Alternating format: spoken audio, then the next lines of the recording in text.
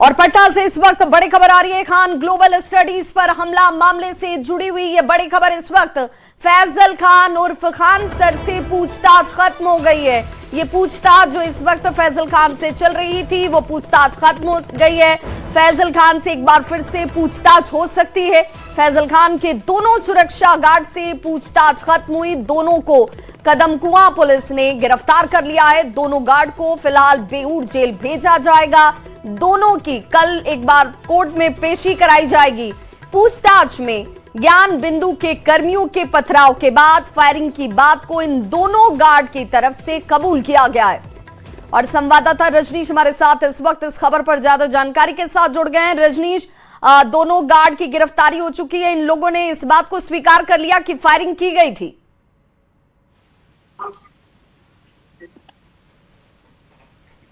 रजनीश, आप तक आवाज पहुंच रही है?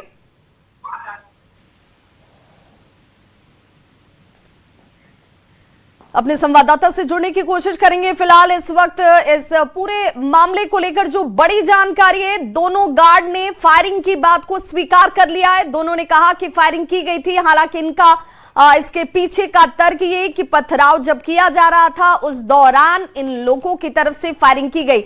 लेकिन विवाद यहीं से खड़ा होता है। अब जरा वो वीडियो भी देख लीजिए जो पहले तो सोशल मीडिया प्लेटफॉर्म्स पर वायरल होना शुरू हुआ और उसके बाद पुलिस पहुंचती है। इस वीडियो के आधार पर जांच करने के लिए आसपास के लोगों से पूछताछ की जाती है।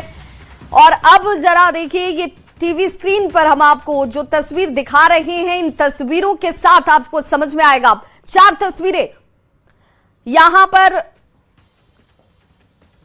आपको हम बताते चलें कि एक तरफ जहां खान सर से पूछताछ जो है वो एक बार की हो चुकी है, दोबारा पूछताछ जो है वो हो सकती है। दोनों गार्ड से पूछताछ खत्म हो चुकी है और दोनों गार्ड से पूछताछ के बाद अब बताया जा रहा है कि कल कोर्ट में उनकी पेशी की जाएगी। इस पूरे मामले में फायरिंग की बात को सबसे पहले खान सर की तरफ से ही सामने लाया गया था। हालांकि बाद में वो इससे पलट गए। और रजनीश हमारे साथ इस वक्त सीधे जुड़ चुके हैं। रजनीश, ये पूछताछ बेहद महत्वपूर्ण रही क्योंकि फायरिंग की बात को गार्ड की तरफ से स्वीकार कर लिया गया है। देखिए, वीडियो फुटेज में फायरिंग की बात सामने आने के बाद पटना पुलिस ने तुरंत जो है दबिश शुरू कर दी और खान ग्लोबल स्टडीज में पहुंचकर पुलिस ने सबसे पहले फायरिंग करने वाले दोनों सुरक्षा गार्ड को हिरासत में लिया।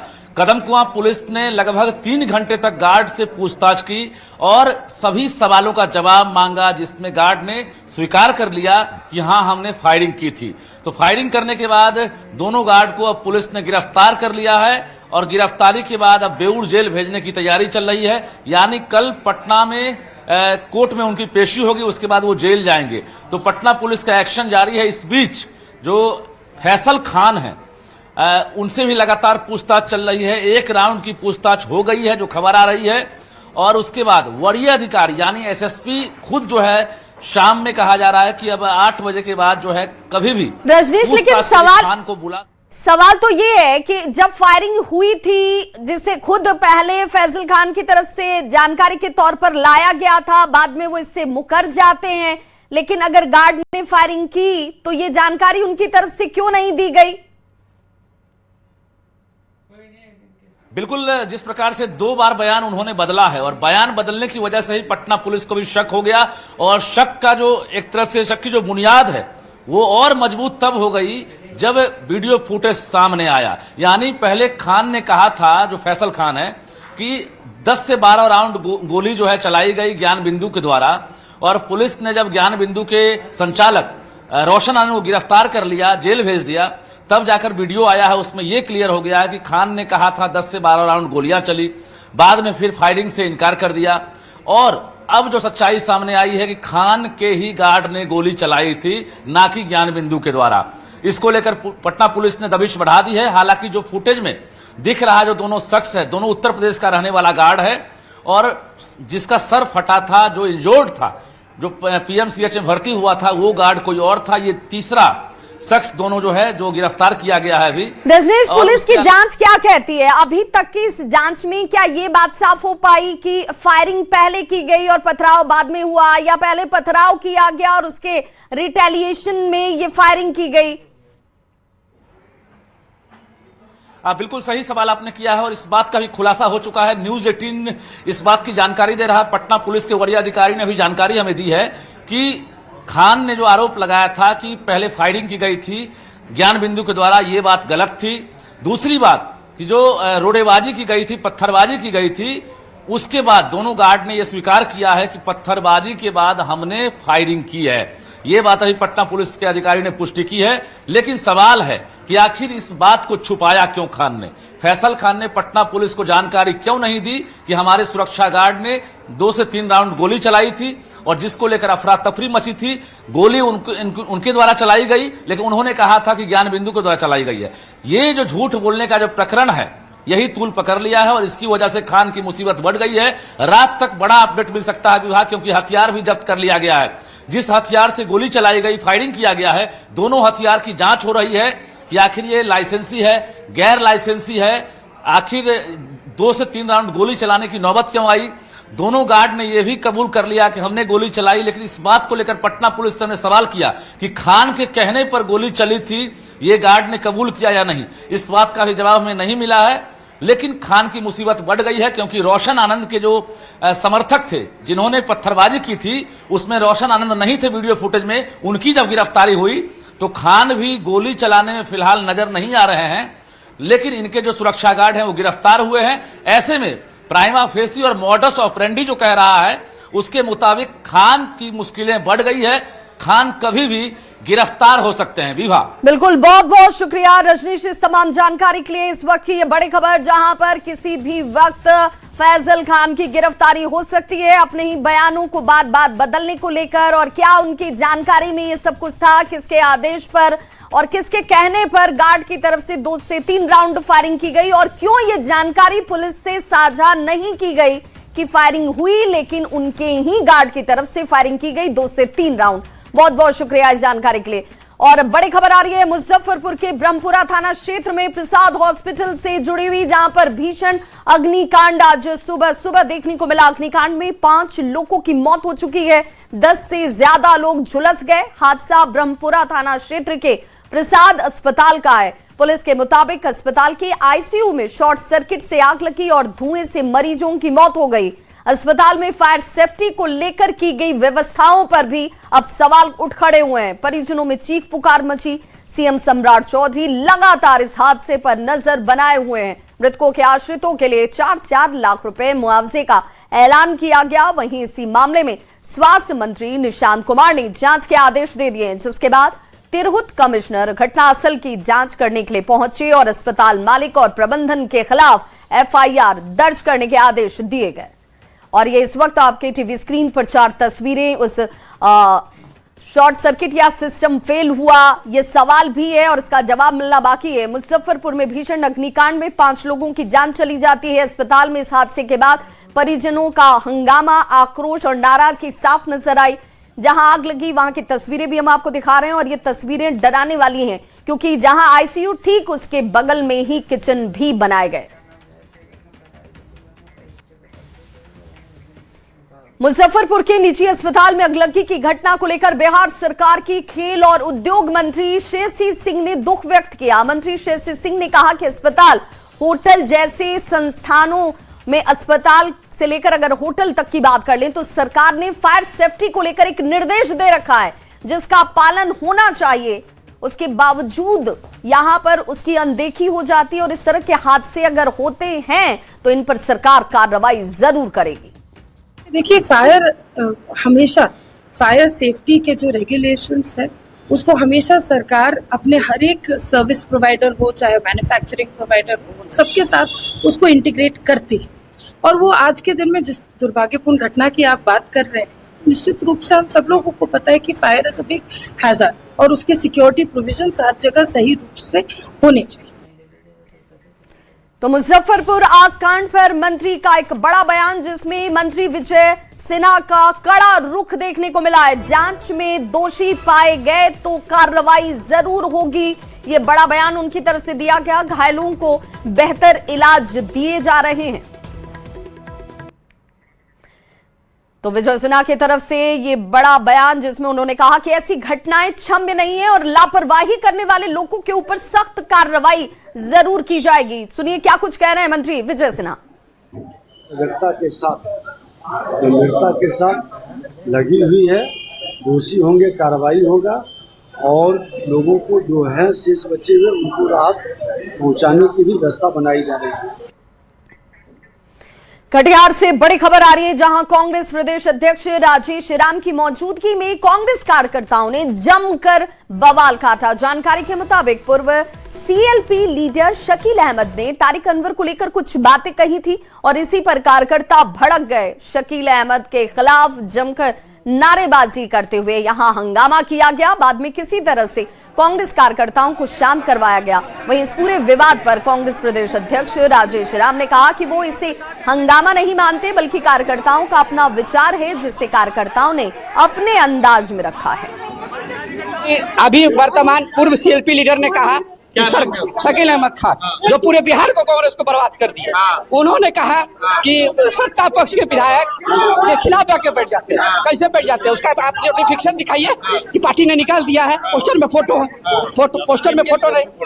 वो माननीय विधायक एमपी साहब का विरोध कर रहे थे। जनरल लोग थे, खर्चकर्ता का तब तो पार्टी के लोग थे और कुछ बातें लोग सबका पार्टी में बात कहने का अलग अलग तरीका है।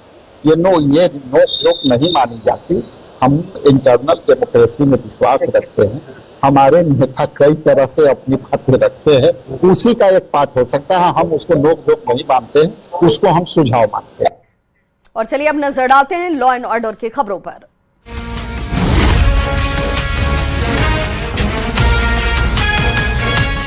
बाढ़ के बख्तियारपुर थाना क्षेत्र के बरियारपुर में पुरानी रंजिश की वजह से भारी बवाल और गोलीबारी की वारदात हुई है। यहां रवाइच के रहने वाले सीमेंट व्यवसायी अंजनी सिंह पर कुछ लोगों ने अचानक से ईंट पत्थरों से हमला कर दिया। इस हमले में वे गंभीर रूप से घायल हो गए, जिन्हें प्राथमिक इलाज के बाद नाजुक हालत में पटना रेफर किया गया। चश्मदीदों के मुताबिक वारदात के दौरान हमलावरों ने दहशत फैलाने के लिए करीब 6 राउंड हवाई फायरिंग भी की। हालांकि राहत की बात यह रही कि गोली किसी को लगी नहीं। घटना की सूचना मिलते ही पुलिस तुरंत मौके पर पहुंची और तफ्तीश में जुट गई। वहीं बड़ी खबर इस वक्त दरभंगा से आ रही है, जहां NH 27 पर बस ने 4 पुलिसकर्मियों को टक्कर मार दी। अतिक्रमण हटाने के दौरान ये बड़ा हादसा हुआ है। ओवरटेक करने के दौरान बेकाबू हो गई बस और 3 पुलिसकर्मी इस हादसे में घायल हुए हैं। एक की हालत गंभीर बताई जा रही है। घटना के बाद से यहां पर लोगों की नाराजगी भी दिखी। घायल पुलिसकर्मी DMCH में फिलहाल भर्ती कराए गए हैं। सिमरी थाना क्षेत्र की यह घटना बताई जा रही है। तो संवाददाता विपिन हमारे साथ इस वक्त इस खबर पर ज्यादा जानकारी के साथ जुड़ गए हैं। विपिन, अभी फिलहाल इस घटना के पीछे कोई वजह सामने आ रही है? जी बता दो कि जो वजह है वो साफ है कि ये अतिक्रमण हटाने के लिए गए हुए थे।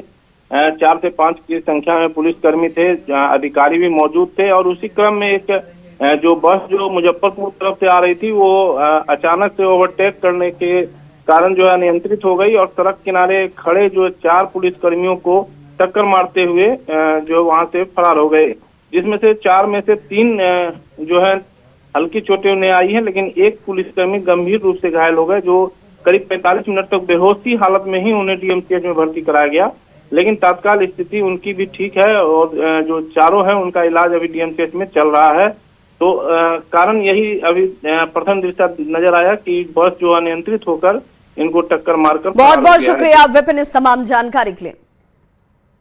अतिक्रमण हटाने का काम चल रहा था, उसी क्रम में पीछे से एक बस आ रही थी, ओवरटेक कर रहा था, तो वो अनियंत्रित हो गया, वो कर नहीं पाया। तो जो हमारे जवान साइड में थे वो हल्का फुल्का चोट लगी है उनको। कछुए की तस्करी के इंटरनेशनल गैंग का खुलासा हुआ है। यूपी से कछुए लाकर बिहार और बंगाल के रास्ते बांग्लादेश तक भेजा जा रहा था। दानापुर में रेल पुलिस ने 19 कछुओं को जब्त किया है। साथ ही इसकी तस्करी में शामिल पति पत्नी को गिरफ्तार किया गया। कछुए को वन विभाग को सौंपा गया। फरक्का एक्सप्रेस में गश्ती के दौरान जो है कोच नंबर S2 के शौचालय के पास से संदिग्ध अवस्था में एक दंपत्ति को यहां पर पूछताछ के लिए रोका गया। जांच की गई तो इनके पास से कछुए बरामद हुए। दंपति की पहचान उत्तर प्रदेश सुल्तानपुर के पगड़ी निवासी बबलू और वितिया के रूप में की गई है। और अब देश दुनिया से जुड़ी खबरें।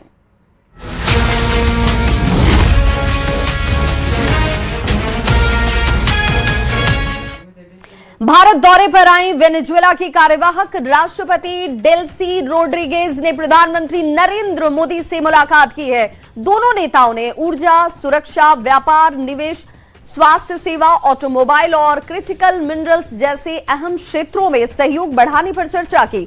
विदेश मंत्रालय ने कहा कि भारत सस्ता कच्चा तेल जहां उपलब्ध होगा वहां से खरीदने की अपनी नीति पर कायम है। बैठक में ग्लोबल साउथ के हितों को आगे बढ़ाने और द्विपक्षीय साझेदारी को मजबूत करने पर भी सहमति बनी।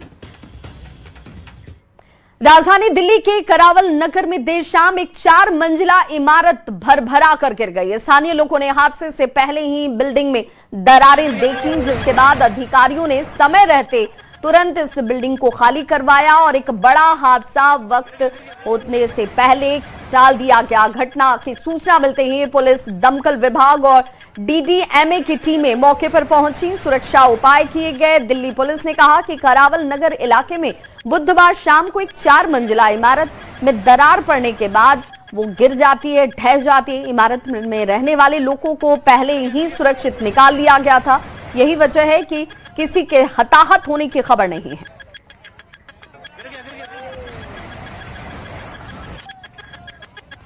दिल्ली के मालवीय नगर में हुए अग्निकांड में 21 लोगों की मौत हो चुकी है। इन 21 लोगों में 12 विदेशी नागरिक हैं।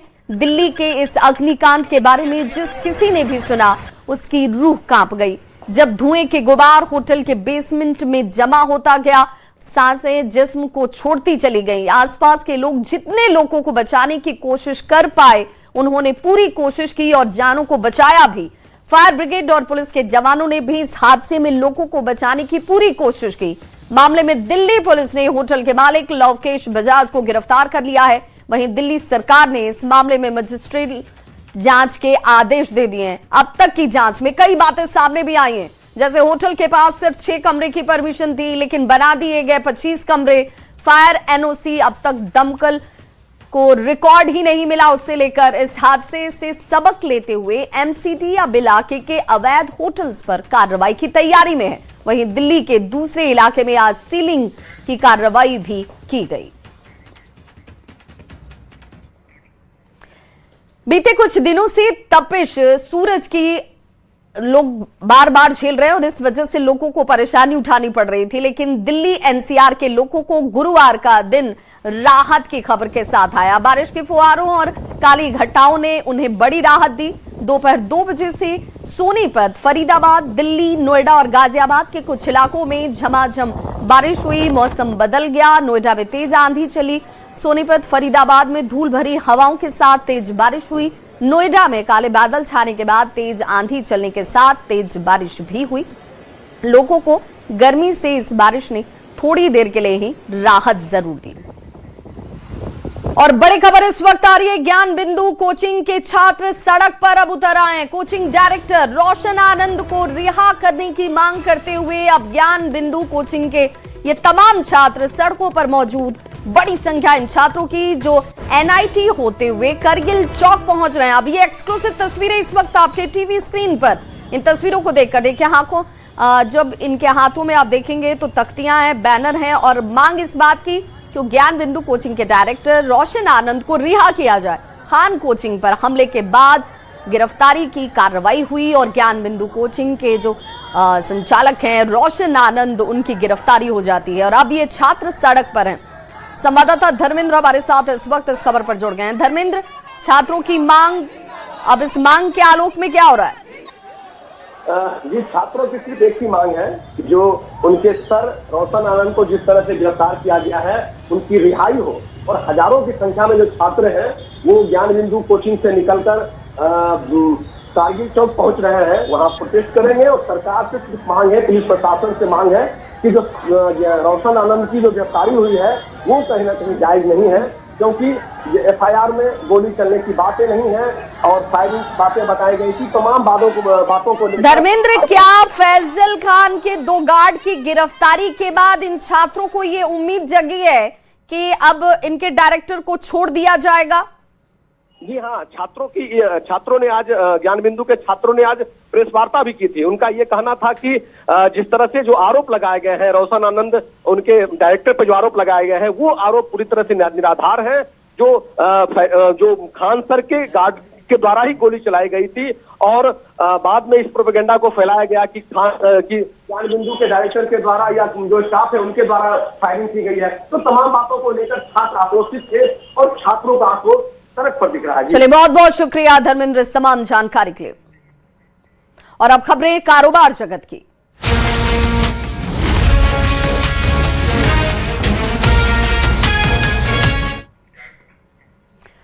आज देश में सोने की कीमतों में हल्की गिरावट देखी गई। कल यानी कि 3 जून की भारी गिरावट के बाद आज सुबह शुरुआती वायदा कारोबार जो है उसमें मामूली सुधार होते जरूर दिखा, लेकिन यहां पर रिटेल स्तर पर कीमतें अभी भी अपने हाई लेवल से काफी नीचे बनी रही। आज 24 कैरेट शुद्ध सोने की कीमत लगभग 1,59,380 रुपए से 1,56,360 रुपए प्रति 10 ग्राम के बीच बना रहा।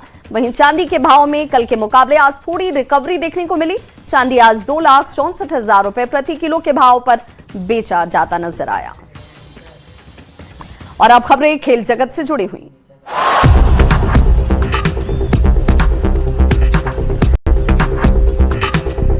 भारतीय क्रिकेट टीम के star batter Virat Kohli hamstring injury की वजह से वनडे टीम से बाहर हो गए। यानी अब कोहली अफगानिस्तान के खिलाफ 3 मैचों की वनडे सीरीज में हिस्सा नहीं ले पाएंगे। भारत को अफगानिस्तान के खिलाफ एकमात्र मैच की टेस्ट सीरीज में हिस्सा लेना है, जिसकी शुरुआत 6 जून से होगी और इसके बाद दोनों देशों के बीच 3 मैचों के वनडे सीरीज का आयोजन किया जाएगा। हालांकि विराट कोहली के वनडे टीम से बाहर होने के बाद उनके रिप्लेसमेंट का ऐलान अब तक नहीं हुआ है।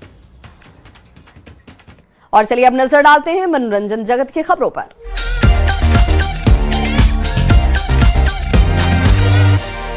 बॉलीवुड गलियारे से एक बेहद दुखद और स्तब्ध कर देने वाली खबर सामने आ रही है। हिंदी सिनेमा के दिग्गज फिल्म निर्माता और सेंसर बोर्ड यानी सीबीएफसी के पूर्व अध्यक्ष पहलाज निहलानी का निधन हो गया। इस दुखद खबर के सामने आते ही पूरी फिल्म इंडस्ट्री में शोक की लहर दौड़ गई। 76 साल की उम्र में उनका निधन हो गया।